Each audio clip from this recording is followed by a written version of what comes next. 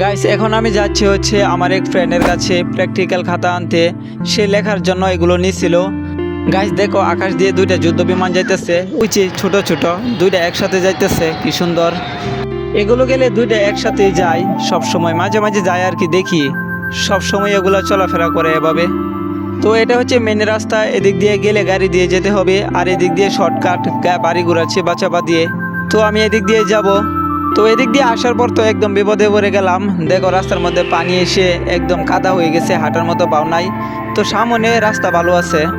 গাছ এই রাস্তাটা দেখো কতটা চিপা, এবং রাস্তার মধ্যে প্যাক কাদা পিছলা হয়ে গেছে, একদম হাঁটার মতো কোনো অবস্থা নাই।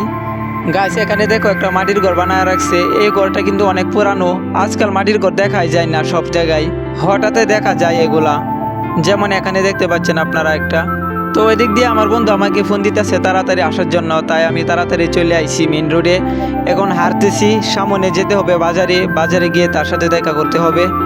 বাজারে এসে তাকে চারদিকে খুঁজতেছি যে সে কোথায় দাঁড়িয়ে আমার জন্য অপেক্ষা করতেছে খাতাগুলো নিয়ে।